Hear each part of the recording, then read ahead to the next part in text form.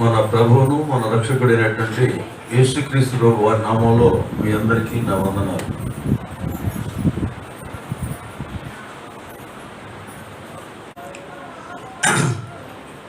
చూడండి, రోమపత్రిక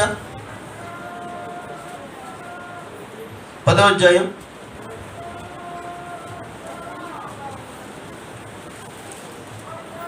రోమపత్రిక 10వ అధ్యాయం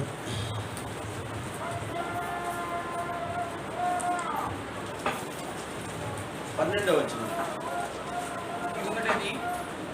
గ్రీసు దేశస్తులని భేదము లేదు, ఒక్క ప్రభువే అందరికీ ప్రభు అయ్యుండి తనకు ప్రార్థన చేయి వారందరి ఎడల కృప చూపుటకు ఐశ్వర్యవంతుడై ఉన్నాడు. హల్లెలూయా. యూదుడని గ్రీసు దేశస్తుడని భేదము లేదు, ఒక్క ప్రభువే అందరికీ ప్రభు అయ్యుండి తనకు ప్రార్థన చేయవారు అందరి కృప చూపుటకు ఐశ్వర్యవంతుడై ఉన్నాడు. హల్లెలూయా. స్త్రీలు పురుషులనే భేదం లేదు, ఆ దేశస్తులు ఈ దేశస్తుల భేదం లేదు, లేదా తాగుబోతులు తిరుగుబోతులనే భేదం లేదు, దొంగలు దోషులు అనేటువంటి భేదం లేదు. అవునా? ఏ భేదం అనేది లేదు. ఒక్క ప్రభువే అందరికీ ప్రభు అయ్యుండి, ఒక్క ప్రభువే అందరికీ భూమి మీద ఉన్నటువంటి జనులందరికీ కూడా ప్రభు అయ్యుండి తనకు ప్రార్థన చేయవారు అందరి ఎడల, ఎవరికి? తనకు ప్రార్థన చేయరు వారందరి ఎడల కృప చూపుటకు ఐశ్వర్యవంతుడై ఉన్నాడు. హల్లెలూయా. దేవుడు ఐశ్వర్యవంతుడా కాదా? ఎంత ఐశ్వర్యవంతుడమ్మా దేవుడు!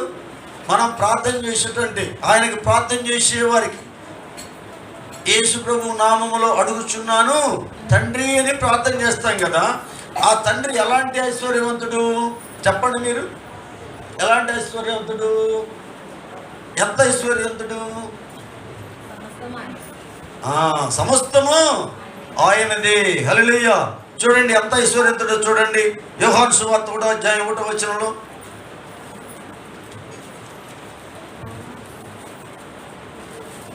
ఆది యందు వాక్యం ఉండెను, వాక్యము దేవుని యొద్ద ఉండెను, వాక్యము దేవుడై ఉండెను, ఆయన ఆది యందు దేవుని యొద్ద ఉండెను, సమస్తము ఆయన మూలముగా కలిగిను, కలిగినది ఏదియో అని లేకుండా కలుగలేదు. హల్లెలూయా. ఎంత ఐశ్వర్యవంతుడమ్మా! సమస్తము ఆయన మూలముగా కలిగింది. ఏంటి సమస్తం ఆయన మూలంగా కలిగింది? అమ్మా వినండి, వినండి అమ్మా. సమస్తము ఆయన మూలంగా కలిగింది. ఏ కలిగింది? సమస్తము బంగారము అయింది. ఈ భూమి మీద బంగారం అంతా అయిందా? అంత బంగారం ఎవరికన్నా ఉందా? భూమి మీద ఎవరికన్నా అమ్మా ఎవరికన్నా ఉందా? మొత్తం అయింది. బంగారం అయింది, వెండి అయింది, ఇత్తడి అయినది, ఇనుము అయినది, అంతా అయిందే కదా. లేని ఏమన్నా ఉందా దగ్గర? మొత్తం అయింది. అంత ఐశ్వర్యం ఎవరన్నా ఉన్నారా? లేదు. అంతా అయింది. అలాంటి ఐశ్వర్యవంతుడు ఏం చేస్తాడు ఇక్కడ?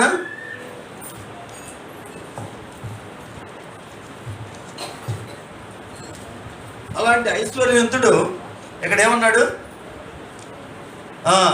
తనకు ప్రార్థన చేయవారందరి ఎడల కృప చూపుటకు ఐశ్వర్యవంతుడై ఉన్నాడు. హల్లెలూయా. తనకు ప్రార్థన చేసేవారు అందరి ఎడల కృప చూపటానికి ఐశ్వర్యవంతుడు. ఆయన ఎవరికి కృప చూపిస్తాడు? ఎవరికి? తనకు ప్రార్థన చేసేవారికి. హల్లెలూయా. మీలో ఎంతమంది ప్రార్థన చేస్తున్నారు? ఏ ప్రార్థన? నాకి నాకి నాకి అనే ప్రార్థన కాదు.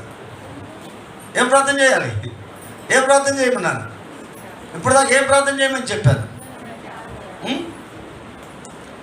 నీ క్రియను బట్టి నీ ప్రతిఫలం ఇస్తానని చెప్పాను కదా. మరి ఎలాంటి ప్రతిఫలం దొరుకుతుంది ఇక్కడ? ప్రార్థన ఎలాంటి ప్రార్థన చేస్తే ప్రతిఫలం దొరుకుతుంది అనేది ఇందాక మీకు వివరించాను. ఎలాంటి ప్రార్థన చేయాలి?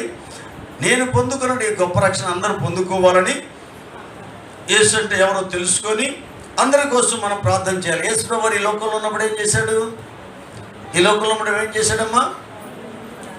రాత్రి అంతా ప్రార్థన చేసినటువంటి దాఖలాలు ఉన్నాయి. ప్రతినిత్యం చీకటితో లేసి ప్రార్థన చేసినటువంటి దాఖలాలు ఉన్నాయి. అలాంటి మనసు కావాలి. అందుకని పౌలు భక్తుడు ఏం చెప్పాడు? క్రీస్తుకు కలిగిన మనస్సును మీరు కలిగి ఉండండి. హల్లెలూయా. జాగ్రత్తగా. యేసుక్రీస్తు వారు చనిపోయి తిరిగి లేపబడ్డాడు, అవునా? మరి అలాంటి మనం కూడా తిరిగి లేపబడాలంటే ఏముండాలి? ఆయనకు కలిగినటువంటి మనస్సు మనకి ఉండాలి. క్రీస్తు కలిగిన మనస్సు మనకి ఉండాలి. యేసు ప్రభువు వారు ఎవరిని కూడా ద్వేషించడం లేదు. ఏమన్నాడు? పాపాన్ని ద్వేషిస్తున్నాడు కానీ పాపులను ద్వేషించడం లేదు. ఎవరి కోసం వచ్చాడు ఆయన? పాపుల కోసమే వచ్చాడు కానీ పాపుల కోసం వచ్చినప్పుడు పాపులను ద్వేషిస్తాడా? ద్వేషించడు. రానాయన ఇక రా, ఇప్పుడు రా, ఇక రా, జరిగింది ఏదో జరిగిపోయింది, ఇక రా నాయన, నీ తప్పిదాలు ఒప్పుకో, పశ్చాత్తాపతోటి ఒప్పుకో, విడిచిపెట్టు, కనికరాన్ని పొందుకో, పరలోక రాజ్యానికి వాసుడు కామని చెప్తున్నాడు. హల్లెలూయా. కాబట్టి మనం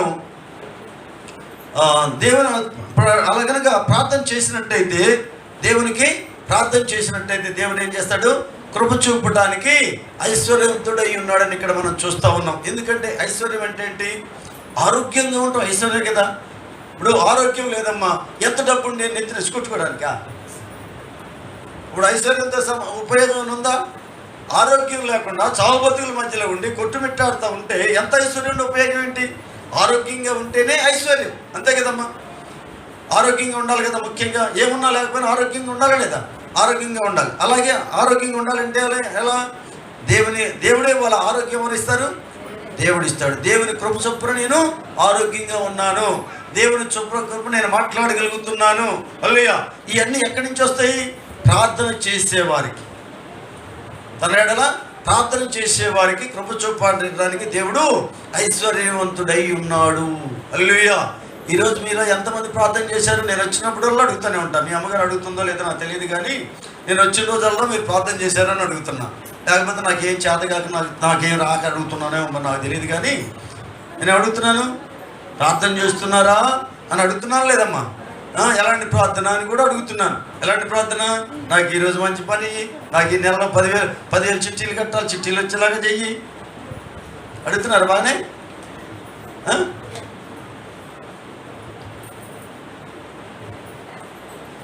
లేకపోతే ఈ నెలలో పండగ వస్తుంది, నాకేం కావాలి? ఆడవాళ్ళందరికీ పట్టు చీరలు, చెవుల్లోకి, ముక్కుల్లోకి, మెడల్లోకి అన్నీ కావాలి అని నేను అడుగుతున్నారా? వాడు పెట్టుకుంటే నాకెందుకు ఇవి దేవుడా? ఆ చిచ్చేవాళ్ళు అందరూ తెచ్చుకున్నారు కదా దేవుడా, నాకెందుకు ఇవి దేవుడా అని దేవుడిని ప్రశ్న వేస్తున్నారు. దేవుడికి ప్రశ్న వేస్తారు. ఇలాంటి భక్తి చేస్తూ ఉన్నారు. కానీ ఏంటంటే తనకు ప్రార్థన చేసేవారికి, ప్రార్థన చేసేవారు అందరి ఎడలు కూడా కృప చూపడానికి ఐశ్వర్యవంతుడు ఉన్నాడని ఇక్కడ మనము చూస్తూ ఉన్నాం. హల్లెలూయా. కాబట్టి ప్రార్థన చెయ్యాలి. మొదట ఏంటంటే ఇక్కడ దేవుని కృపను పొందుకోవాలంటే ఏం చేయాలంటమ్మా? ప్రార్థన చేయాలి. దేని విషయంలో ప్రార్థన చేయాలి? యేసుక్రీస్తు వారు ఈ లోకంలో ఉన్నప్పుడు దేని విషయం ప్రార్థన చేశాడు? ఈ లోకంలో ఎవరు కూడా నశించిపోకూడదు, అందరూ రక్షింపబడాలనేటువంటి ప్రార్థన చేశాడు. అది చీకట్లో ఉన్న వారందరినీ కూడా వెలుగునంతకు నడిపించాలని ప్రార్థన చేశాడు. అవునా? సాతానుగాడి బంధకాలు ఉన్నటువంటి వారు సాతానుగాడి బంధకాలను విడిపించబడాలని ప్రార్థన చేశాడు. అవునా? కాబట్టి మనం కూడా ఏం చేయాలి? మనం ఏం ప్రార్థన చేయాలి? మనము కూడా అదే ప్రార్థన మనం చెయ్యాలి. అవునా? తర్వాత ప్రార్థన చేసిన తర్వాత, ప్రభువా నా ప్రార్థన ఆలకించినందుకే నీకే వందనాలు ప్రభు అని చెప్పేసి దేవునికి కృతజ్ఞతలు చెల్లించాలి. మీలో ఎంతమంది అలా కృతజ్ఞత చెల్లిస్తున్నారో నాకైతే తెలియదు కదా. ఎవరో తెలుసు? దేవునికి తెలుసు. మనను సృష్టించిన దేవునికి తెలుసు. మన ఇలా ఈ రీతిలో ఉంచినటువంటి దేవునికి తెలుసు. కాబట్టి మనం ఏం చేయాలి? మనం అందరి నిమిత్తం మనం ప్రార్థన చేయాలి. అలా ప్రార్థన చేసినట్లయితే దేవుడు ఏం చేస్తాడు? కృప చూపిస్తాడు. దేవుడు కృప అంటే ఏంటంటే దేవుడిచ్చే సంతోషాన్ని, సమాధానాన్ని మనం పొందుకుంటాం. హల్లెలూయా. నెమ్మదిగా ఉంటాం, అది కృప. అవునా? ప్రార్థన చేసేవాళ్ళు ఎలా ఉంటారు? నెమ్మదిగా ఉంటారు. ఏమున్నా లేకపోయినా నెమ్మదిగా ఉంటారు. తిండున్నా లేకపోయినా నెమ్మదిగానే ఉంటారు. ఎందుకంటే ఈరోజు ఇది ఇచ్చాడు చాలు. అవునా? అదవుతుందమ్మా? ఓకే. కలిగిందంటే మనం అది తినాలి ఇది తినాలని కాదు, కానీ మనం దేనికి తినాలమ్మా? దేనికి తినాలి మనం? కాదు, తినటానికి బతకాలి. కొంతమంది తినటానికే బతుకుతున్నారు. బతకటానికే తినాలి కానీ తినటానికి బతకూడదు.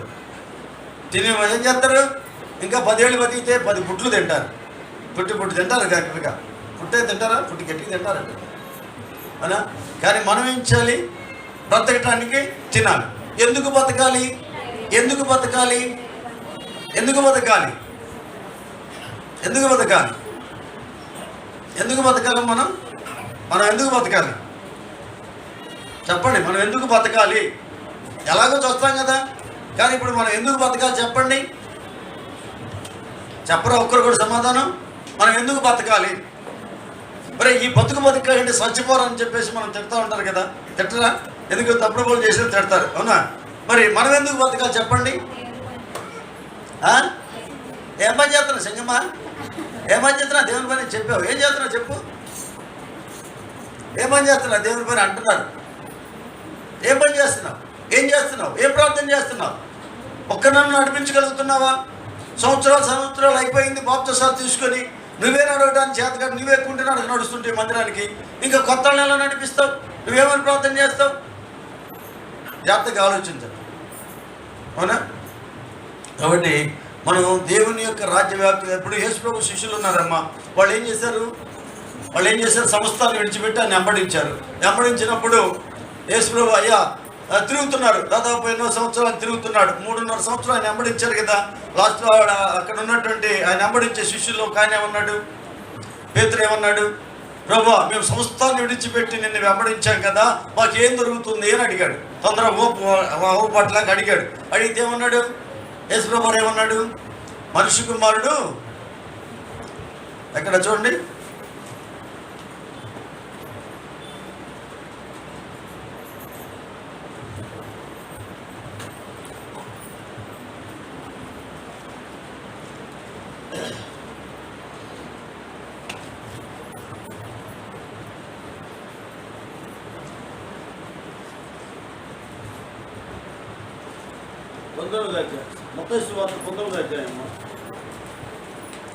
పేతురు అంటున్నాడు, ఇదిగో మేము సమస్తమును విడిచిపెట్టి నిన్ను వెంబడించితిమి కనుక మాకేమి దొరికిందని అడగ్గా.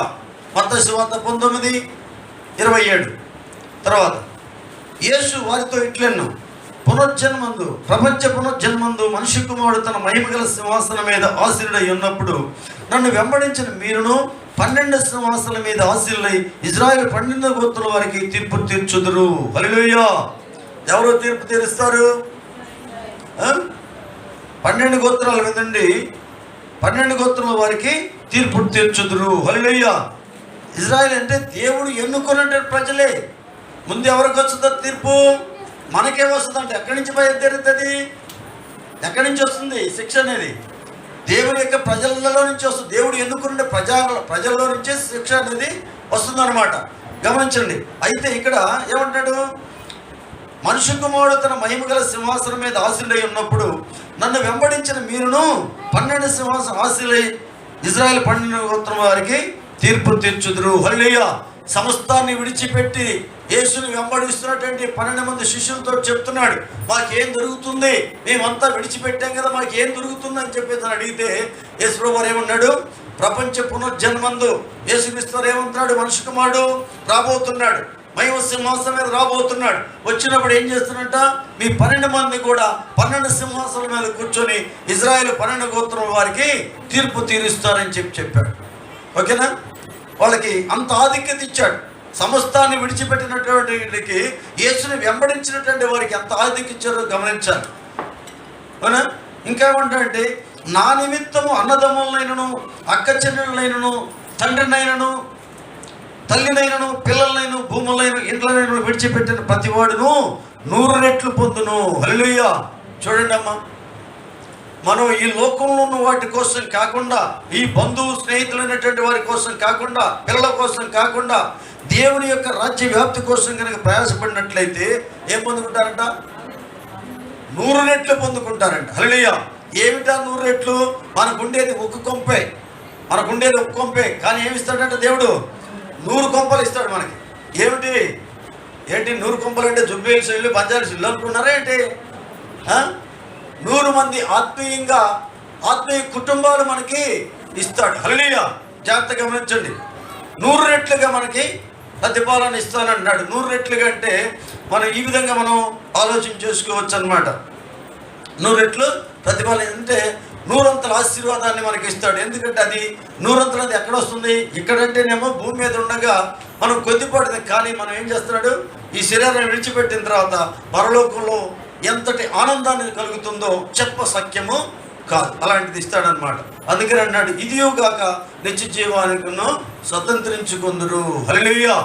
నేను ప్రతిసారి కూడా నాకు ఒకటి గుర్తొస్తూ ఉంటుందమ్మా, దేవుని యొక్క రాజ్య వ్యాప్తి కోసం మనం ప్రయాసపడినట్టయితే, ఇదిగో ఇక 100 రెట్ల ఆనందం అనే దాని మీద కూర్చున్నట్లయితే, పరలోకంలో వెళ్ళిన తర్వాత మనం ఈ శరీరం విడిచిపెట్టిన తర్వాత పరలోకంలో చూసే ఆనందం కాదు, కానీ నిజంగా కనుక దేవుని యొక్క రాజ్య వ్యాప్తి కోసం కనుక ప్రయాసపడినట్లయితే ఈ లోకంలో ఉండగానే అలాంటి ఆనందాన్ని అనుభవించగలుగుతాం. ఎలాంటి ఆనందం అంటే, నేను పొందుకున్నటువంటి ఈ గొప్ప రక్షణని ఇదిగో ఇంతమందికి పంచాను, ఇంతమందికి దేవుని యొక్క రాకడ వచ్చినప్పుడు ఆయన ఎదురు నిలబడ్డప్పుడు తల ఎత్తుకొని ఆయనకి చెప్పగలదు, ఇదిగోనయ్యా నేను ప్రయాసపడిన ఫలితాన్ని, ప్రయాసపడినటువంటి దానికి ప్రతిఫలంగా ఇదిగో 100 ఆత్మలు నేను సంపాదించానని చెప్పగలుగుతారు. హల్లెలూయా.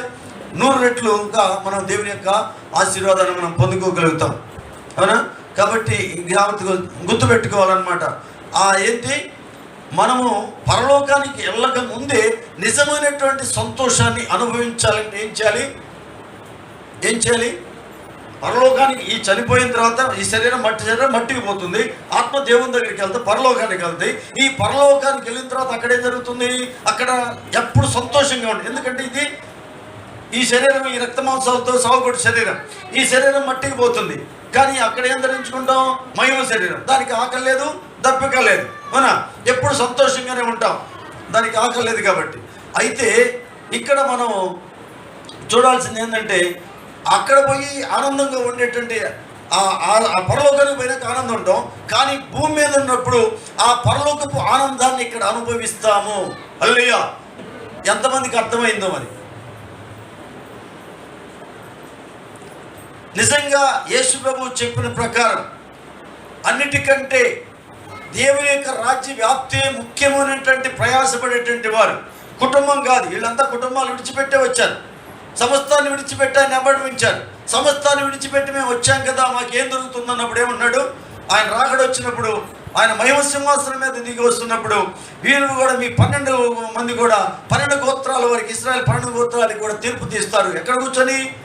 సింహాసనాల మీద కూర్చొని తీర్పు. అంతటి ఉన్నతమైనటువంటి స్థితిలోకి వారిని వెళ్తారని చెప్పేసి దేవుడు చెప్తా ఉన్నాడు. అంతేకాక ఏంటంట, నిత్య జీవాన్ని పొందుకుంటారు, ఇంకా 100 రెట్ల ప్రతిఫలాన్ని పొందుకుంటారు. అంటే నేను చెప్పేది ఏంటంటే, మనం పరలోకానికి వెళ్ళి ఆనందాన్ని అనుభవించడం అనేది మనం వెళ్ళిన తర్వాత, ఇక్కడ కాదు కదా. అది నిజమైనటువంటి ఆనందం అనుభవించడం అంటే, మనం పొందుకున్న రక్షణ అనేక మంది పొందుకునేలాగా చేయటానికి మన మనసు ఊళ్ళూరుతూ ఉన్నట్లయితే, ఆ పరిస్థితులకు మనం వెళ్ళినట్టయితే కష్టం అనుకోకుండా, నష్టం అనుకోకుండా, బాధలు అనుకోకుండా అనేక మందిని దేవుని రాజ్యానికి నడిపిస్తూ ఉన్నట్లయితే ఆ పరలోకం నుండి ఆనందాన్ని, ఆ సంతోషాన్ని ఈ భూమి మీదే ఈ శరీరంతో ఉండగానే మనం అనుభవించగలం. హల్లెలూయా. ఇది నా అనుభవపూర్వకంగా చెప్తున్నటువంటి మాట. అర్థమైన వాళ్ళు స్తోత్రం చెప్పండి, అర్థం కాని వాళ్ళు కూడా సంతోషం చెప్పండి. చెప్పర్లే, అది మాత్రం నా దేవుడు గుర్తుపెట్టుకుంటారు. నేను చెప్పిన వాళ్ళకి ఎంతవరకు అర్థమైందమ్మా? మీలో చెప్పండి ఎవరన్నా ఒక్కరు, మీ మనసు చెప్పండి ఎవరన్నా. నేను చెప్పినటువంటి పాయింట్ మీలో ఎంతమందికి అర్థమైందో మనసు చెప్పండి.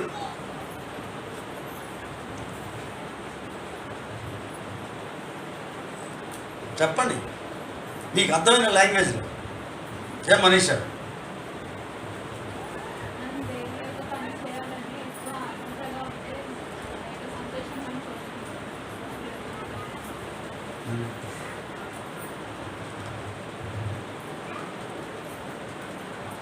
యేసు ప్రభువు మన యందు సంతోషించాలి. ఆయన అప్పగించాడు పని, అంతే కదమ్మా. ఆయన ఎన్ని సంవత్సరాలు చేశాడు? 3.5 సంవత్సరాలు ఆయన చేసింది, అంతే కదమ్మా. 3 సంవత్సరాలు చేసింది. ఆయన ఎవరు? ధనవంతుడయ్యండి మన కోసం దరిద్రుడిగా మారాడు. ఎంత ధనవంతుడు అని చెప్పుకున్నాం? ప్రపంచమంతా ఆయనదే, భూమి ఆకాశాలు వాటిల్లో ఉన్న సమస్తము ఆయనవి. అంత ధనవంతుడయ్యండి ఏం చేశాడు? మన కోసం దరిద్రుడిగా మారాడు. ఎందుకు దరిద్రుడిగా మారాడు? మనల్ని ధనవంతులుగా చేయటానికి. ఏ ధనవంతులుగా చేయటానికి?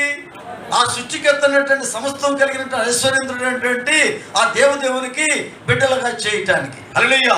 చూడండి, ఆయన ధనవంతుడయ్యండి మనల్ని దరిద్రుడిగా మారి మనల్ని ధనవంతులుగా చేయటానికి ఆయన దరిద్రుడిగా మారాడు. హల్లెలూయా. చూడండి, ఈ సత్యాన్ని మనం తెలుసుకోవాలి. తెలుసుకొని మనము అనేకుల కోసం ఏం చేయాలి? అనేకుల రక్షణ మనం నడిపించడానికి ప్రార్థన చేయాలి. ఇప్పుడు మనం చేసే భక్తి ఎక్కువ శాతం ఏం కనిపిస్తుందంటే 99.9% ఏం కనిపిస్తుందంటే కేవలం శరీర సంబంధమైన భక్తి కనిపిస్తుంది.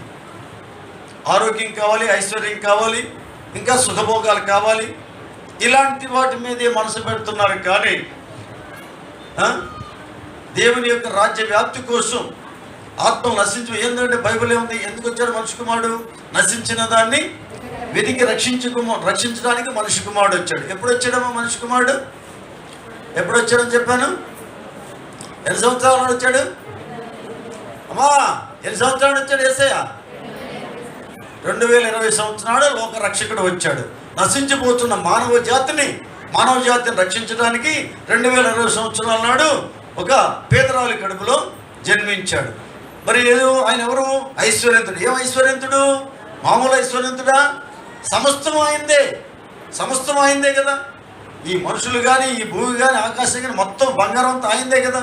మరి అలాంటి ధనవంతుడైనటువంటి ఆ వ్యక్తి ఏం చేశాడు? ఇక్కడికి మన కోసం దరిద్రుడుగా మారాడు, మనల్ని ధనవంతులుగా చేయటానికి. ఏ ధనవంతులుగా చేయటానికి?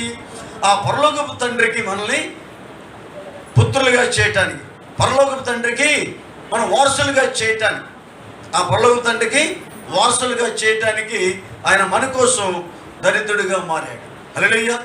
అప్పుడు ఏమవుతాం? మనం ఆయనకి వారసులు అవుతాం. అంటే ఆ ధనానికి వారసులు అవుతాం. సృష్టికర్త దేవునికి, తండ్రి అయినటువంటి దేవునికి వారసులు అవుతాం. హల్లెలూయా. అర్థమవుతుందా? ఇప్పుడు నేను ఎవరికి వారసులు? మామూలుగా మన రీతిగా మనం మన తండ్రి యొక్క ఆస్తికి వారసులు అయ్యాం. అంతేనా? అవి 3 నాళ్ళ ముచ్చటే కరిగిపోయింది. నా ఆస్తి అంతా కరిగిపోయింది కదా. అవునా? తరిగిపోయినటువంటి ఆస్తి ఎక్కడుంది? పరలోకంలో ఉంది. హల్లెలూయా. మనం ఎవరికి వారసులం కావాలి? ఆ పరలోకపు తండ్రికి వారసులం కావడం కోసం మరి ఆ దేవుడు మనల్ని ప్రేమించి ఆయన ప్రేమకుమారుడికి నడిపించి, ఆయన ప్రేమకుమారుడు ఎంతో ఐశ్వర్యవంతుడు కదా. ఐశ్వర్యవంతుడే కాదా? ధనవంతుడే కదా. మరి ఆ సుఖభోగాలని, పరలోకపు ఆనందాన్నంతా విడిచిపెట్టి ఈ లోకానికి వచ్చి మనం పొందుకోవాల్సిన శిక్షని ఆయన మీద వేసుకొని, మనకు పడాల్సిన శిక్ష ఆయన మీద వేసుకొని మన కోసం ఏం చేశాడు? అనేకమైన శ్రమల్ని అనుభవించాడు. తలవాల్చుకోవడానికి స్థలమైనా కూడా ఆయనకి లేదు. హల్లెలూయా. చూడండి అమ్మ. అయితే ఆయన ఏం చేశాడు? 3.5 సంవత్సరాలే ఈ విధంగా మారు మనసు పొందండి, దేవుని రాజు సమీపించిందని చెప్పాడు. తర్వాత శిష్యులకి చెప్పాడు, నేను ఏ సంగతులు మీకు బోధించాను వాటిని తెలియజేయండి, అందరికీ తెలియజేయండి, యుగ సమాప్తి వరకు మీకు తోడై ఉంటాను అన్నాడు. హల్లెలూయా. మనకు దేవుడు తోడుగా ఉండాలంటే ఏం చేయాలమ్మా? ఒక్క మాట చూడండి, ఎక్కడుందో తెలుసా మాట? మత్తయి సువార్త 28వ అధ్యాయం చివరి వచనం. మత్తయి సువార్త 28వ అధ్యాయం చివరి వచనం. నేను మీకు ఏ సంగతులను ఆజ్ఞాపించినో వాటినన్నిటినీ గైకొనవలెనని వారికి బోధించుడి. ఇదిగో నేను యుగ సమాప్తి వరకు సదాకాలం మీతో కూడా ఉన్నానని వారితో చెప్పాను. హల్లెలూయా. ఇక సమాప్తి వరకు తోడై ఉంటాడు. ఎప్పుడు తోడై ఉంటాడు మనకు తోడుగా? అమ్మా వినండి, ఎప్పుడు దేవుడు నీకు తోడుగా ఉంటాడు? యేసయ్య ఎప్పుడు నీకు తోడుగా ఉంటాడంటే దేవుడు మనకు చెప్పినటువంటి సంగతులన్నీ కూడా ఎక్కడ చెప్పబడ్డాయి? పరిశుద్ధ గ్రంథంలో రాయబడి ఉన్నాయి. దేవుడు రాయించినటువంటి పరిశుద్ధ గ్రంథంలో, దేవుడు రాయించినటువంటి గ్రంథంలో రాయబడి ఉన్నాయి. కాబట్టి దేవుని మాటలు కాబట్టి ఆ సంగతులన్నీ ఇందులో ఉన్నాయి. కాబట్టి దేవుడు చెప్పినటువంటి సంగతుల్ని మనము తెలుసుకొని ఏ సంగతులు మనకు బోధించాడు వాటన్నీ కూడా ఇతరులకు మనం చెప్తూ ఉన్నట్లయితే దేవుడు యుగ సమాప్తి వరకు మనకు తోడుగా ఉండాలి. హల్లెలూయా. దేవుడు మనకు తోడుగా ఉండాలంటే ఏం చేయాలి? దేవుని యొక్క మాటలన్నీ మనం విన్నటువంటి దేవుని యొక్క మార్గము, నేనే సత్యము, నేనే జీవము, నేనే మార్గము, నా ద్వారా తప్ప ఎవరును తండ్రి వద్దకి చేరలేడని చెప్పేసి ప్రభువారు చెప్పాడు. కాబట్టి విన్నటువంటి మాటలన్నీ కూడా మనం ఇతరులకి తెలియచేయాలి. తెలియజేసినట్లయితే దేవుడు మనకు తోడుగా ఉంటాడు. హల్లెలూయా. దేవుడు మీకు తోడుగా ఉండాలని మీరు కోరుకుంటున్నారా? అమ్మా, దేవుడు తోడుగా ఉండాలని కోరుకుంటున్నారా? జాగ్రత్తగా గమనించండి. దేవుడు తోడుగా ఉండాలంటే ఏం చేయాలి? మీరు ఏ సంగతులు వింటున్నారు, యేసయ్య మనకి ఏం చెప్తున్నాడు, వాటన్నిటిని కూడా ఇతరులకు చెప్పేసి వాళ్ళని రక్షణ మార్గం నడిపించినట్లయితే అవునా, దేవుడు మనకు తోడుగా ఉంటాడు.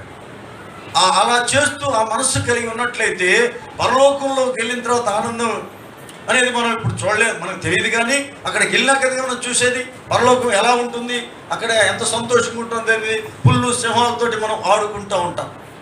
మనం ఆడుకుంటాం, ఇప్పుడు ఇక్కడ ఆడుకోలేము. కానీ అక్కడ పులు సింహాలతో ఆడుకుంటూ అంత ఆనందంగా ఉంటాం. అలాంటి ఆనందాన్ని ఈ లోకంలో జీవించి ఉండగా, ఈ శరీరంతో జీవించి ఉండగా అనుభవించడానికి అవకాశం వస్తుంది. హల్లెలూయా. ఎప్పుడు దేవుడు చెప్పినటువంటి మాటలు ఇతరులకు తెలియజేసినప్పుడు, ఇతరులకు తెలియజేసి దేవుని నడిపించాలని తపన కనుక లోపల ఉన్నట్టయితే, ఉదయంలో ఉదయ వాంఛ ఉన్నట్టయితే ఆ సంతోషాన్ని ఇక్కడ అనుభవించగలము. హల్లెలూయా. అర్థమవుతుందమ్మా? అర్థమవుతుందా? వీళ్ళు ఏముండాలి? ప్రతి ఒక్కరికి దేవుడు తోడుగా ఉండాలంటే దేవుడు యేసంటే ఎవరో తెలుసుకొని యేసయ్య చెప్పినటువంటి మాటల ప్రకారం చెడుని అసహించుకుంటూ మంచి మార్గం నడుస్తూ పాత స్వభావాన్ని విడిచిపెట్టి నూతన స్వభావాన్ని ధరించుకొని ఇతరులకు మేలే చేయాలి, కానీ కీడు మాత్రము చెయ్యకూడదు. గుర్తుపెట్టుకోవాలి. మేలే చేయాలి, కీడు చేయకూడదు. మేలు చేయటం చేతయ్యండి, చేయకపోవటం పాపమే. మీరు ఎంతమంది ఇంకా పాపంలో ఉన్నారు గుర్తుపెట్టుకోండి. నాకు ఇంత గొప్ప రక్షణ వచ్చింది, నేను ఎవరి గురించి ఎవరు రక్షణ పొందుకొని ప్రార్థన చేయలేదనుకోండి, నేను ఇంకా పాపంలోనే ఉన్నట్టు. అర్థమవుతుందా? ఎవరు రక్షణ పొందుకోవాలన్నటువంటి మనసు కలిగి నేను ఆ మనసు నాకు లేదనుకో, నేను ఇంకా పాపంలోనే ఉన్నట్టు. జాగ్రత్తగా గమనించాను. పాపానికి ఏం పడుతుంది? పాపకి ఏం పడుతుంది? శిక్ష పడుతుంది. పాపానికి శిక్ష ఉంటుంది. జాగ్రత్తగా గమనించండి. ఈ శిక్ష అనేదమ్మా, మనం దేవుని తెలుసుకున్న బిడ్డలుగా, బాప్తిసం తీసుకున్న బిడ్డలుగా మనం కనుక ఆ దేవుడు చెప్పినట్లుగా చెప్పకపోయేటట్టయితే ఏం పడుతుంటే శిక్ష వస్తుంది. గుర్తుపెట్టుకోండి. ఎందుకంటే మనం మౌనంగా ఉండకూడదు, శిక్ష పడుతుంది. ఎందుకంటే ఇంత గొప్ప రక్షణ మనకు ఉచితంగా ఇచ్చినప్పుడు మనం ఏం చేయాలి? ఉచితంగా ఈ రక్షణ సువార్తను ప్రకటించాలి, అనేక మంది రక్షణ మార్గంలోకి నడిపించాలి. అలాంటి మనసు కనుక లేకపోతే ఈ భూమి మీద జీవించి ఉండగా, ఈ శరీరంతో జీవించి ఉండగా అనేకమైనటువంటి ఇరుకులు, ఇబ్బందులు, సమస్యలతో కొట్టుమిట్టాల్సిన పరిస్థితి ఏర్పడుతుంది. అదే శిక్ష.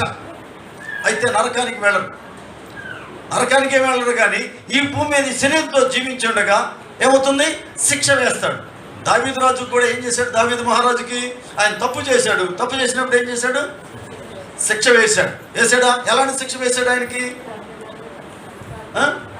తన బిడ్డలే అణువులకి తరివాడు. చూడండి ఎంత ఘోరమైన, అంతటి గొప్ప వ్యక్తిని అడవులకి తరివాడు. మరి ఆయన ఏమన్నాడు దావీదు గురించి? నా ఉదయాన్ని సరే అన్నాడు. ఉదయాన్ని సరే దావీదు తప్పు చేస్తే ఊరుకున్నాడంటే ఊరుకోలేదు, కానీ అంత శిక్షను వేశాడు. అవునా? ఆ తర్వాత శిక్ష వేశాడు, కానీ అతను పరిశుద్ధ గ్రంథంలో నుంచి తీసివేశాడా? తీసివేయలేదు. మనం పరిశుద్ధ గ్రంథంలో ఉండాలంటే ఏం జరగాలి? మనం దేవుని నమ్ముకున్నటువంటి బిడ్డలుగా మనం కనుక దేవుని యొక్క పరిచయంలో, దేవుని యొక్క రాజ్యవ్యాప్తి కోసం కనుక ప్రయాసపడుతూ ఉన్నట్లయితే శిక్ష అనేది తక్కువ ఉంటుంది, శిక్ష ఉండదు. అలా కాకుండా మన శరీర సంబంధమే ఆలోచన చేస్తున్నాం, తప్పకుండా దేవుని యొక్క శిక్షకి పాత్రలు అవుతాం. శిక్ష వేయలేదనుకో ఏం జరుగుతుంది? ఇంకా పాపంలోనే ఉన్నట్టు. పాపానికి ప్రతిఫలంగా ఏం కావాలి? శిక్ష పడాలి. మనం కనుక దేవుని పనులు పంచుకోకుండా నామకార్థంగా, వేషధారణంగా భక్తి జీవితాలు కొనసాగిస్తూ ఆదివారం వచ్చింది కదా మందిరానికి వెళ్దాం అనుకుంటే మనకు తప్పకుండా శిక్ష పడుతుంది. మందిరానికి వెళ్తామే కాదు, బొమ్మలాగా వచ్చి కూర్చొని వెళ్ళిపోవటం కాదు. ఏం చేయాలి? ప్రతినిత్యము ఏం చేయాలి? యేసయ్య ఏం చేశాడు, యేసయ్య మనసు ఏముందో, ఎవరు కూడా నాశనం కాకూడదు, ఎవరు నరకానికి వెళ్ళకూడదని ఏం చేసేవాడు? ప్రార్థన చేసేవాడు. మనకేముండాలి? అదే మనసు కలిగి ప్రతినిత్యము కూడా ప్రార్థన చేయాలి. ప్రార్థన చేయకపోతే శిక్ష పడుతుంది. ఏ విధంగా శిక్ష పడుతుందో నాకైతే తెలియదు. ఎవరికి ఏ శిక్ష వేస్తాడో నాకు తెలియదు. నాకు తెలుసమ్మా? నాకు తెలియదు ఎవరికి ఎలాంటి శిక్ష వేస్తాడు. ప్రార్థన అనేది ఏం చేయాలి? అందరూ రక్షింపబడాలని ప్రార్థన చేయాలి. మేము అందరి కోసం ప్రార్థన చేస్తున్నాం, కానీ దేవుడు ఎప్పుడు ఎవరిని పట్టుకుంటాడో తెలియదు. ఎలా పట్టుకుంటాడు? దేవుడు వాళ్ళని మనం ప్రార్థన చేస్తే వాళ్ళు ఏ విధంగా శిక్షించి ఆయన వైపులుగా చేస్తాడు. ఎందుకు? తండ్రి శిక్షించే కుమారుడు జ్ఞానవంతుడు అవుతాడు, శిక్షించకపోతే దుఃఖితుడైపోతాడు, అంటే నరకపోతుడైపోతాడు. కాబట్టి తండ్రి అయిన దేవుడి శిక్షణ మంచిదా చెడ్డదా? ఇప్పుడు నేను నా ఇష్టానుసారంగా నేను జీవిస్తున్న రోజుల్లో దేవుడైన తండ్రి అయినటువంటి దేవుడు నాకు కొన్ని శిక్షలు, అంటే శ్రమల ద్వారా, నష్టాల ద్వారా, కష్టాల ద్వారా శిక్షించాడు. అవునా? శిక్షించబట్టి ఏం దొరికింది? దేవుని యొక్క కృప దొరికింది. తండ్రి శిక్షించే కుమారుడు జ్ఞానవంతుడు అవుతాడు, దేవుని కృపకి పాత్రుడవుతాడు. హల్లెలూయా. శిక్ష మంచిదా చెడ్డదంటే మంచిదే. హల్లెలూయా. గుర్తుపెట్టుకోండి, శ్రమలనే మంచిగా కానీ చెడుకు మాత్రం కానే కాదు. గుర్తుపెట్టుకోండి. ఈ శ్రమలు వస్తున్నాయి అంటే మంచిగా, ఎందుకంటే మనం రాంగ్ రూట్లో వెళ్తుంటే, దేవునికి ఇష్టం లేనట్టు రూట్లో మనం వెళ్తున్నట్టయితే మనకేం పడుతుంది? శిక్ష పడుతుంది. అంటే శ్రమలు కలుగుతాయి. గుర్తుపెట్టుకోండి. ఏ విధంగా ఉంటున్నారు గుర్తుపెట్టుకోండి. మందిరంలోకి వచ్చిన ఒక రకం, మందిరం బయటికి పోయిన ఒక రకంగా ఉంటే తప్పకుండా శిక్ష పడుతుంది. గుర్తుపెట్టుకోండి. మనం ఎట్లా ఉండాలి? మాదిరికరంగా ఉండాలి. మన మాట తీరు కానీ, మన చూపు తీరు కానీ, మన తలపుల తీరు కానీ ఎలా ఉండాలి? మనం మాదిరికరంగా ఉండాలి. ఇంతకుముందు ఉండొచ్చు, ప్రభుని ఎరగక ముందు ఉండొచ్చు, ఎరగముందు ఉండొచ్చు. ఎవరు మంచివాళ్ళు కాదు, ఎవరు గొప్పవాళ్ళు కాదు. కానీ పల్లెటూళ్ళు ఏం చెప్తారు? అందరూ మేము నీతిమంతులని గొప్పలు చెప్పుకుంటూ ఉంటారు. దేవుని దృష్టిలో ఎవరు నీతిమంతులు ఉన్నారా? ఎవరు లేరు. అందరూ పాపం చేసి దేవుడు అనుగ్రహించే మహిమని పొందలేకపోతున్నారని మనం దేవుడు వాక్యాన్ని మనం చూస్తూ ఉన్నాం. కాబట్టి మనం దేవుని చిత్తానుసారంగా మనం నడుచుకున్నట్లయితే దేవుని కృపకి మనం పాత్రలు అవుతాం. ఇక్కడ ప్రార్థన చేసేవారికి ఏం దొరుకుతుంది? దేవుని కృప దొరుకుతుంది. అంతే కదమ్మా? దేవుని కృప. ప్రార్థన చేయవారందరిలా కృప చూపుడుకు దేవుడు ఐశ్వర్యవంతుడై ఉన్నాడు. దేవుని కృప పాత్రలు అవుతాం, దేవుని దీవెనలకు పాత్రలు అవుతాం. హల్లెలూయా. ఎందుకంటే తర్వాత ఇంకొక వచ్చిన 13వ వచనం, ప్రభునామాన్ని బట్టి ప్రార్థన చేయవాడెవడో రక్షింపబడును. హల్లెలూయా. ప్రభునామాన్ని బట్టి ప్రార్థన చేసే వాళ్ళందరూ కూడా, అంటే ప్రభునామాన్ని బట్టి వేడుకోవటం. ప్రార్థన అంటే దేవుణ్ణి వేడుకోవటం. ప్రభా కనికరించు నాయన, నేను నా ఇష్టానుసారంగా జీవించాను ప్రభా, నన్ను క్షమించు నాయన. ఇక నేను లోకం వెంట పరుగులెత్తకుండా ప్రభా నా చేయి పట్టుకొని నడిపించు. సాతానుగాడు నా చేయి పట్టుకుంటాడు ప్రభా, సాతానుగాడి బంధకాలు జుడిపించి నీవు నా చేయి పట్టు నడిపించు నాయనని బతిమలాడుకోవాలి. హల్లెలూయా. దేవుడు చేపట్టుకున్నాడు కనుక మనం ఏం చేస్తాం? దేవుడు మనం చేపట్టుకుంటే దేవుని పని చేస్తాం. దేవుని సంతోషపెట్టే వారంగా ఉంటాం. ఇదిగో ఇట్రా నాయన అని దేవుడు నడిపిస్తాడు. అటుపోతే ఏమవుతుంది? అది మొళ్ళకంప ఉంది. అటుపోతే ఏంది? బారుగా మందు షాప్ కనపడుతూ ఉంటుంది. అవునా? అటు కాదు నాయన, ఇటు నడు, మంచి మార్గం నడు అవునా? ఇలా దేవుడు కనుక చేపట్టుకుంటే మంచి మార్గంలో మనల్ని నడిపిస్తాడు, మనకి క్షేమం కలుగుతుంది. కాబట్టి దేవుడుకి ఏం చేయాలి? ప్రార్థన చేయాలి. కాబట్టి ప్రభునామమును బట్టి ప్రార్థన చేయవాడెవడో వాడు రక్షింపబడును. ఎవరు రక్షింపబడతారు? ప్రార్థన చేసేవాడు. యేసుక్రీస్తు ప్రభువారి నామమున, లోక రక్షకుడైన యేసుక్రీస్తు ప్రభు నామమున ప్రార్థన చేసేవాళ్ళు రక్షింపబడతారు. హల్లెలూయా. ఏమి రక్షింపబడటం అంటే ఏంది? రక్షింపబడితే ఆ పాతాళంలోకి వెళ్ళకుండా, ఆ పాతాళంలో అగ్నిగుండంలోకి వెళ్ళకుండా రక్షింపబడతారు. ఎవరు? ప్రార్థన చేసేవాళ్ళు. యేసుక్రీస్తు ప్రభు నామంలో ప్రార్థన చేసేవాళ్ళు అగ్నిగుండంలో పడిపోకుండా రక్షింపబడతారు.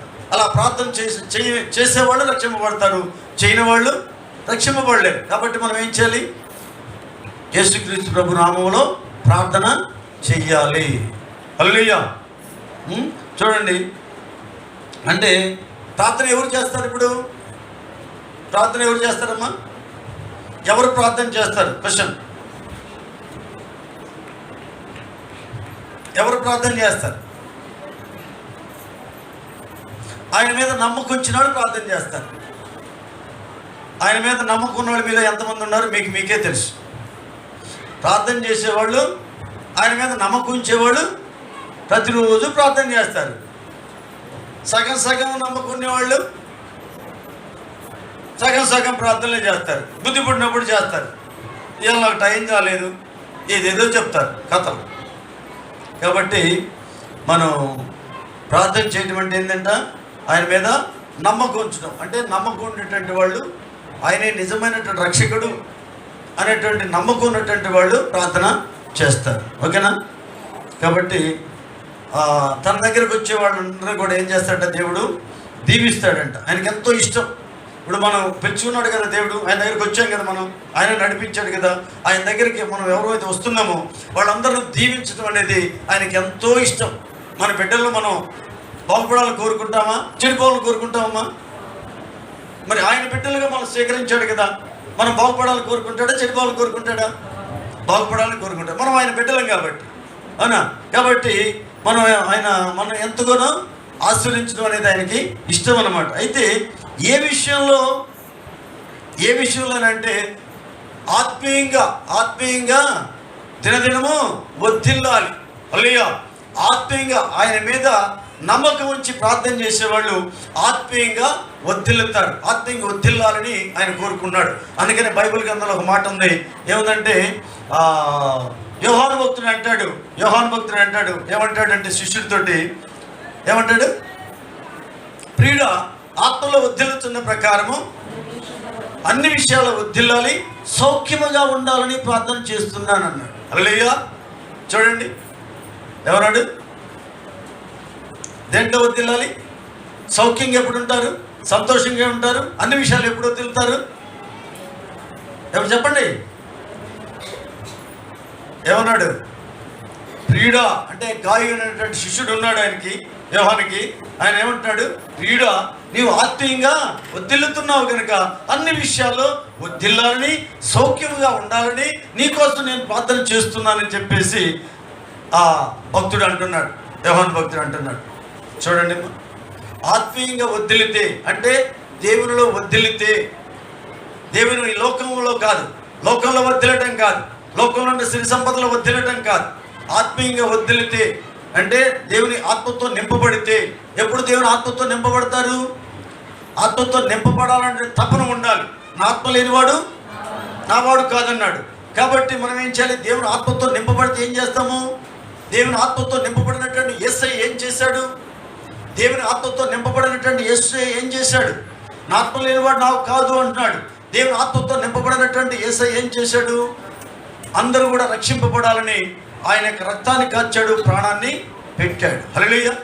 కాబట్టి మనం ఏం చేయాలి? ఆయన ఆత్మతో నింపబడాలి. ఎందుకంటే ఆయన పని మనకు అప్పగించాడు. 3.5 సంవత్సరాలు ఆయన చేశాడు. ఆ తర్వాత మనకు అప్పగించాడు. ఎవరికి అప్పగించాడు? ఆయన శిష్యులమైనటువంటి మనకు అప్పగించాడు. అమ్మా నాకు ఒక్కడికి కాదు అప్పగించింది, మీకు కూడా అప్పగించాడు. గుర్తుపెట్టుకోండి. నాకెందుకు అనుకున్నారంటే శ్రమల కొలివిలో కొట్టాడుతూ ఉంటారు. నాకెందుకనేటువంటి ఆలోచన పొరపాటును కూడా రాకూడదు, తీసివేయండి. నాకెంత రక్షణ మీకు అంతే రక్షణ. అర్థమైందా? నాది ఆత్మే మీది ఆత్మే. అంటే నాకెంత రక్షణ మీకు అంతే రక్షణ ఇవ్వడం జరిగింది. నేను ఎక్కడ ఉంటాను మీరు అక్కడే ఉంటారు. ఎక్కడ ఉంటారు మీరు? పరలోకంలో ఉంటారు. నేను పరలోకం ఉంటాను, మీరు పరలోకం ఉంటారు. అయితే ఇక్కడ మనం ఆయన ఆత్మను కలిగి ఉండాలి. ఆయన ఆత్మను కలిగి ఉండాలంటే ఏం చేయాలి? మనం ఆయన ఆత్మ కోసం మనం ప్రార్థన చేయాలి. ప్రభువా నీ ఆత్మ నా మీద కుమ్మరించు, నీ ఆత్మతో నన్ను నింపు అని కనుక మనం కనుక అడిగినట్లయితే ఏం చేస్తాడంటే దేవుడు, నువ్వే ఈ లోకరీతిగా డబ్బులు అడగలేదు కదా, ఈ లోకరీతిగా శిరీశ్వర సుఖభోగ్యాలు అడగలేదు కదా. ఏమంటున్నావు? ప్రభువా నా ఆత్మ లేనివాడు నావాడు కాదన్నావు కదా. ఆయన వారం కాకపోతే, ఆయన ఆత్మ లేకపోతే, ఆయన వారం కాకపోతే ఏమైపోతాం? మనం నరకబోతులం అయిపోతాం. కాబట్టి ఆయన ఆత్మ కావాలి. ఆయన ఆత్మ కావాలని మనకు ఆ సత్యం తెలిసినప్పుడు ఏం చేయాలి? ప్రభువా నీ ఆత్మతో నింపని అడగాలి. అడిగినప్పుడు ఏం చేస్తాడు? తను అడుగు వారికి ఎంతో నిశ్చయముగా పరిశుద్ధాత్మను అనుగ్రహిస్తానని దేవుడు వాగ్దానం ఇచ్చాడు. వాగ్దానం ఇచ్చిన దేవుడు నమ్మదగిన వాడు. హల్లెలూయా. మనం నమ్మదగిన వారం కాదు, కానీ ఆయన నమ్మదగిన వాడు కనుక మనం ఏమడగాలి? ఆయన వాగ్దానం ఇచ్చాడు. తను అడిగే వారికి ఎంతో నిశ్చయముగా పరిశుద్ధాత్మని అనుగ్రహిస్తానని వాగ్దానం ఇచ్చాడు. కాబట్టి మనం కనుక అడిగినట్టయితే ప్రతిరోజు అడగండి అమ్మ, ప్రతిరోజు అడగండి. ఈ మాట గుర్తుపెట్టుకోండి. ఈ మాట గుర్తుపెట్టుకోండి. ఏం గుర్తుపెట్టుకుంటారు? నా ఆత్మ లేనివాడు నా వాడు కాదన్నావు కదా ప్రభా, నీ ఆత్మను నా మీద కుమ్మరించు అని చెప్పేసి మనం ప్రార్థన చేస్తూ, ప్రభా తను అడిగే వారికి ఎంతో నిశ్చయముగా పరిశుద్ధాత్మని అనుగ్రహిస్తానని వాగ్దానం ఇచ్చావు కదా ప్రభా, నువ్వు ఇచ్చిన వాగ్దానం తప్పిపోదు నాయన, నీ ఆత్మ నా మీద కుమ్మరించు ప్రభా.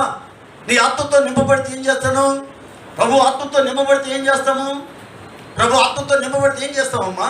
ఒకసారి గుర్తుపెట్టుకోండి. ఆత్మతో నింపబడితే ధైర్యంతో ఆయనకు రాజ్య సువార్తని ప్రకటిస్తాం. హల్లెలూయా. పేతురు పరిశుద్ధాత్మతో నింపబడినప్పుడు ఏం చేశాడు? ధైర్యంతో సువార్తను ప్రకటించాడు. ప్రభు ఒక్క దినాన్ని 3,000 మంది బాప్తిసం పొందినట్టు మనం చూస్తున్నాం. దేవుని ఆత్మతో నింపబడితే ఏం చేస్తారు? ఊరుకోరు. దేవుని ఆత్మతో నింపబడితే, దేవుని ఆత్మ కనుక మీలో కనుక ఉన్నట్లయితే ఏం చేస్తారు? ఎంతసేపటికి ఎవరైనా రక్షణ నశించు, అది యేసుని ఎరగనటువంటి వారికి, రక్షణకర్త అనేటువంటి వారు తెలియనటువంటి వారికి, సిలువను గురించి సత్యం తెలియనటువంటి వారికి సిలువను గురించి చెప్పాలనేటువంటి తప్పన వేదన ఉంటుంది. ఎవరికి ఉంటుంది అంటే దేవుని ఆత్మతో నింపబడిన వారికి మాత్రమే ఉంటుంది. హల్లెలూయా. గుర్తుపెట్టుకోండి. దేవుని ఆత్మతో నింపబడినప్పుడు పేతురు యోహాను దేవుని ఆత్మతో నింపబడినప్పుడు ఏం చేశారు? వాళ్ళకు చదువు రాదు. చదువచ్చమ్మా? చదువు రానటువంటి పామరులే, చేపలు పట్టుకునేటువంటి వాళ్ళే, పేదవాళ్లే అయినప్పుడు కూడా ఏం చేశారు? దేవుని ఆత్మతో నింపబడినప్పుడు ధైర్యంతో ఆయనకు రక్షస్వార్తని ప్రకటించారు. హల్లెలూయా. ప్రకటిస్తే ఒక్క దినాన 3,000 మంది దేవుణ్ణి నమ్ముకున్నారంట, బాప్తిసం తీసుకున్నారంట. గుర్తుపెట్టుకోండి. దేవుని ఆత్మతో నింపబడితేనే మనం దేవుని ఆయన వారం అవుతాం. ఆయన వారం అయితేనే మనం పరలోక రాజ్యంలో ఉంటాం. దేవుని ఆత్మతో నింపబడాలని ప్రతిరోజు ప్రతి ఒక్కరు కూడా ప్రార్థన చేయండి. ప్రభువా నీ ఆత్మతో నింపు, నీ ఆత్మతో నింపు అని అడగండి. ఆత్మతో నింపమని అడిగినప్పుడు దేవుని ఆత్మ మీలోకి వచ్చిందనుకో, ఎందుకంటే అడిగే వాళ్ళకి గ్యారెంటీకి ఇస్తాను దేవుడు వాగ్దానం ఇచ్చాడు కాబట్టి మనం అడిగితే తప్పకుండా దేవుని ఆత్మతోటి నింపబడతాము. నింపబడినప్పుడు ఏం చేస్తామంటే, నేను రక్షింపబడ్డాను కదా, నా యొక్క రక్త సంబంధులు, బంధువర్గులు వీళ్ళందరూ కూడా రక్షింపబడాలని ప్రతిరోజు ప్రార్థన చేస్తాం. ఫస్ట్ పాయింట్ అర్థమైందా? ఆ తర్వాత ఏం చేస్తామంటే, అవకాశం వచ్చినప్పుడల్లా, సమయం దొరికినప్పుడల్లా ఎవరికొవరికి యేసుని గురించి చెప్పడానికి, రక్షణ గుర్తు గురించి చెప్పడానికి, లోక రక్షణ గురించి చెప్పడానికి మనం ఏం చేస్తాం, ఉవ్విళ్ళు ఊరుతారు.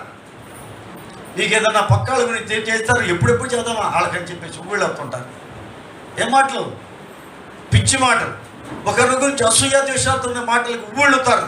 మనం ఏది సైతానుగాడి ప్రభావం. అది దేవుని ఆత్మతో నింపబడితే ఏం చేస్తారు, సిలువను కూర్చొని సువార్తను చెప్పాలంటే ఉవ్విళ్ళు ఊరుతారు.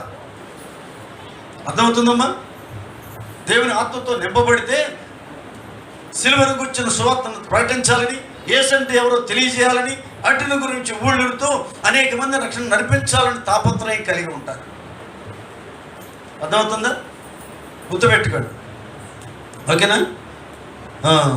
కాబట్టి ఏం చేయాలి, మనం ఆయన దగ్గరికి వచ్చేటువంటి వాళ్ళందరినీ కూడా దీవించడం అంటే ఆయనకి ఇష్టమైనట్టు. ఏంటంటే ఆత్మీయంగా వర్ధిల్లాలి, ఆత్మీయంగా మరి ఆయన వైపు చూసి ఆయన ఇప్పుడు అంతా కూడా చూడండి, అక్కడ యేసు ప్రభు శిష్యులంతా ఆయన దగ్గర పిలవంగానే వచ్చారు. వచ్చినటువంటి వాళ్ళు సంస్థ విడిచిపెట్టారు, వ్యాపారాలు విడిచిపెట్టారు, వచ్చినటువంటి వాళ్ళందరూ కూడా ఏమయ్యారు, దినదినము ఆత్మీయంగా వర్ధిల్లారు. వర్ధిల్లిన తర్వాత అనేకులకి ఆశీర్వాదకరంగా ఉన్నారు. హల్లెలూయా. మనం అనేకులకు ఆశీర్వాదకరంగా ఉండడానికి మనం పిలువబడ్డాం. యేసయ్య లోకానికి ఎందుకు వచ్చాడు, మానవుడిగా ఈ లోకానికి ఎందుకు వచ్చాడు, అనేకులకు ఆశీర్వాదకరంగా ఉండడానికి వచ్చాడు. సమస్త మానవాళికి ఆశీర్వాదకరంగా ఉండడానికి వచ్చాడు. అలాగే మనం ఆయన మనస్సు కలిగి మనం ఉన్నట్టయితే మనం కూడా అనేకులకి ఆశీర్వాదకరంగా ఉంటాం. హల్లెలూయా. ఓకేనమ్మా? ఇది మొదలుకొని ఎవరు కూడా అనొద్దమ్మా. ఎవరిని గురించి ఎవరు కూడా తప్పుడు మాటలు మాట్లాడద్దు. ఎవరిని గురించి ద్వేషించవు, ఎవరిని కూడా చిన్న చూపు చూడొద్దు. వాళ్ళు అట్టా ఏంటని ఏది చూపిద్దాడు. ఒక్కవేళ నేను కనుక మీ యొక్క చూపించాలను ఏమవుతుందమ్మా?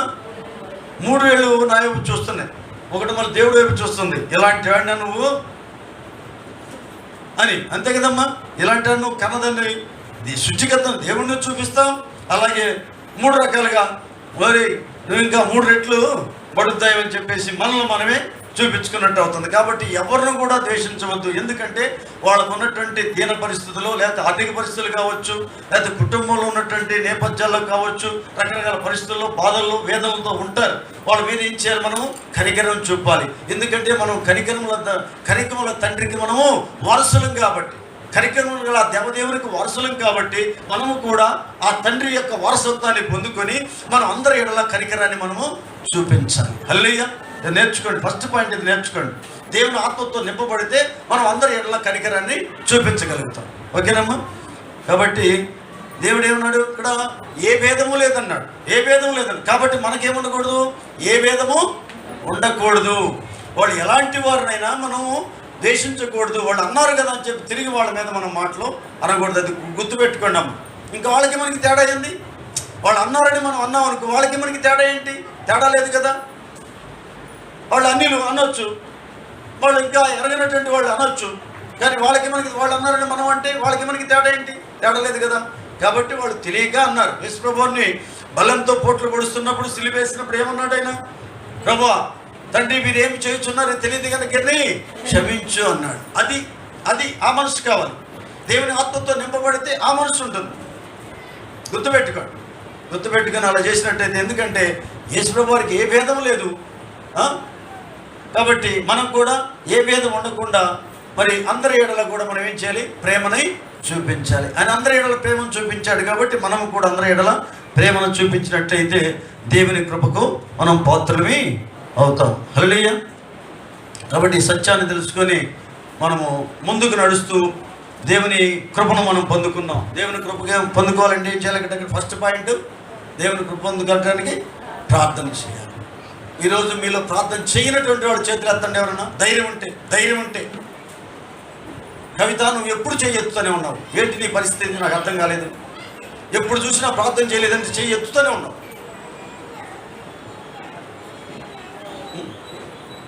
అంటే ఒక్కరని కదమ్మా, ఎవరు తప్పుగా భావించుకోవద్దు. ఎందుకు మీ మంచి కోసం చెప్తున్నాను, చెడు కోసం చెప్తున్నాను. లేదా మీ మీద నాకేమైనా కోపమా? ఎవరి మీద నా కోపం ఉందా? మీ పరిస్థితులు మీ అమ్మ, నేను కాదంటలే. కానీ మనం ఏం చేయాలి? రోజు రోజుకి ఎదగాలి, ఆత్మీయంగా ఎదగాలి. అందుకనే ప్రభు ఉంటుంది, ఆత్మలో వర్ధిల్లుచున్న యోహానంది ప్రియుడైనటువంటి గాయకి రాసి, ప్రియుడా నువ్వు ఆత్మలో వర్ధిల్లుతున్నావు కాబట్టి అన్ని విషయాలు వర్ధిల్లాలి, సౌఖ్యముగా ఉండాలని ప్రార్థన చేస్తున్నాను అన్నాడు. చూడండి, అలాంటి అన్ని రకాల్లో మనం వర్ధిల్లాలి, సంతోషంగా ఉండాలంటే ఏం ఉండాలి? ఆత్మీయంగా వర్ధిల్లాలి. అంటే ఆత్మీయంగా వర్ధిల్లడానికి ఏం కావాలి? మొదటి సూచన ప్రార్థన కదమ్మా. అన్నిటికీ ప్రార్థనే. మొదటిది ప్రార్థన, రెండోది ప్రార్థన, మూడోది ప్రార్థన. ప్రార్థన. కొంతమంది ఉంటారు ఊరు సనుగుతుంటారు, కొంతమంది అజ్ఞానంతో ఉంటారు. ఎందుకంటే మనసంతా లోకం వైపు చూస్తూ ప్రార్థనలు చేస్తుంటారు. దానివల్ల ఏంటంటే దేవుని దగ్గర నుంచి వాళ్ళకి సమాధానం రాదు. ప్రార్థన చేస్తున్నాను, ఉపవాసం ఏదేదో చెప్తుంటారు పొద్దుగులు. ఏం ప్రార్థనలో ఏం ఉపవాసాలు అర్థం కాదు. ఎట్టుండాలి? దేవుడు చూస్తుంది ఏంది? ఏం ఉపవాసం చూస్తున్నాడు? తిండి లేకుండా ఉంటూ ఉపవాసం భావిస్తున్నాడా? కాదు కదా. ఒక మంచి పని చేయటానికి, కనికరం చూపటానికి, కనికరం చూపిస్తే అది ఉపవాసం. తినకుండా కూర్చుంటే ఉపవాసం కాదు. అది కనికరం చూపించే మనసు మనకు ఉండాలి. అప్పుడు నిజమైనటువంటి ఉపవాసం కింద ఆ ప్రార్థన దేవుడు వింటాడు. అలాంటి ప్రార్థన చేయాలి మనం. కాబట్టి మనం ఎవరిని కూడా ఎందుకంటే మనం అందరం కూడా ఎవరిని ఇప్పుడు రకరకాల కులాలు ఎట్టి చచ్చినాయి. ఏం చేసి సైతాన్ని కూడా పెట్టాడు, మీది ఆ కులం ఇదే కులం అని. కులం ఏంటి? ఎవరైనా చెబితే తెలుస్తుంది కానీ లేకపోతే తెలుస్తుందమ్మా. నేనే కులమో మీకేదో కులం అనేది ఎవరైనా తెలుస్తుంది మీకు చెబితే, లేకపోతే మీ యొక్క ఈ ఉంది ఆధార్ కార్డులో రాసి ఉంటే ఈ ప్రభుత్వాలు ఆటాడుకోవడానికి సరిపోయింది అన్నీ, అవునా? కాబట్టి మనం అందరం కూడా ఎవరమే? ఏ జాతిది? ఏ కులం ఇది? మానవ కులం అమ్మా. మానవులమే కదా, జంతువులం కాదు కదా. జంతు కులం కాదు, మానవ కులం ఇది. దేవుడు మానవుల్ని జంతువులను సృష్టించాడు, మనది మానవ కులం, అంతే కదమ్మా. అందరూ ఒకటే. కాబట్టి మనం ఏ భేదం లేకుండా ఏ కులానికి ఏమన్నా రక్షకుడిగా వచ్చాడా? అందరి కోసం వచ్చాడు కదమ్మా కదా. కాబట్టి మనం అందరం ఒకటే. దేవుడు సృష్టించే ఆ తండ్రి అయినటువంటి బిడ్డలమే కాబట్టి ఒకరినొకరు ప్రేమిస్తూ, ఇంకా ఎందుకంటే యేసుని ఎరగనటువంటి వారిని యేసు మనం నడిపించడానికి మనం అందరం కూడా ప్రయాసపడినట్టయితే దేవుడు ఏం చేస్తాడంట? దేవుని యొక్క కృపకు పాత్రలు అవుతాం. హల్లెలూయా. అలా ప్రార్థన చేయండి, దేవుని కృపను పొందుకోండి, దేవుని యొక్క ఆశీర్వాదాలు సమృద్ధిగా పొందుకుందరు గాక. ఆమేన్. ఓకే, పడదు.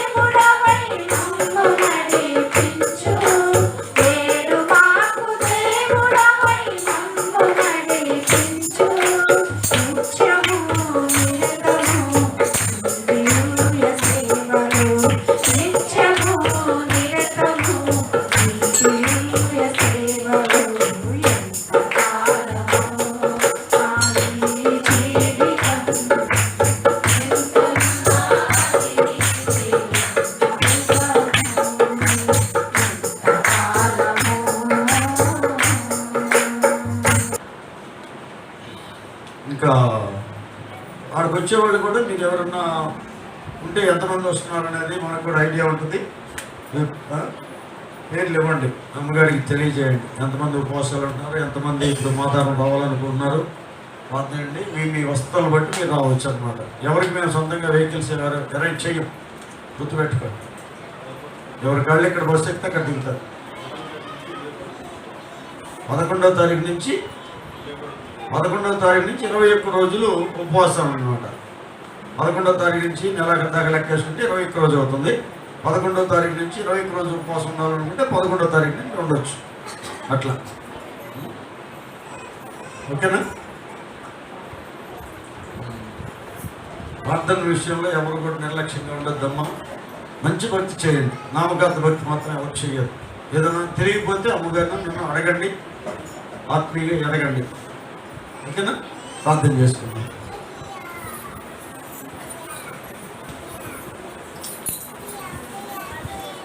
ప్రభా, పరిశుద్ధుడు అనేటువంటి మా దేవా, యేసయ్య నీ పాదాలకు వందనాలు ప్రభా. నీ దాసుని ప్రభా, నీ పాదాలు పట్టుకుని వేడుకొంచున్నాను ప్రభా. ఇదిగో ప్రభా, ఈ రోజు నాయన ప్రభా పరిశుద్ధ ఆరాధనలో తోడుగా ఉన్నాను. ఆయన పాటల్లో ప్రార్థనలో వాక్యపతి తోడుగా ఉండి నీ నామానికి మహిమ తెచ్చుకున్నందుకు, ఘనత తెచ్చుకున్నందుకు నీకే కోట్లాది వందనాలు చెల్లిస్తున్న స్తోత్రాలు ప్రభా. ఇదిగో నేను ఏ భేదము లేదన్నావు ప్రభా. యూదుడని గ్రీసు దేశం ఏ భేదము లేదన్నావు ప్రభా. అందరూ నాయన ప్రభా దేవుడు అనుగ్రహించే మహిమను పొందలేకపోతున్నారని ప్రభా లేఖనాలు సెలవిస్తున్నాయి ప్రభా. అయ్యా స్తోత్రం అయినా సహాయకుడా, సహాయించే ప్రభా. నీ కృప చొప్పున ప్రభా, కేవలం నైనా ప్రభా నిన్ను నమ్ముడుతారనే ప్రభా నేను బిడ్డలం ప్రభా.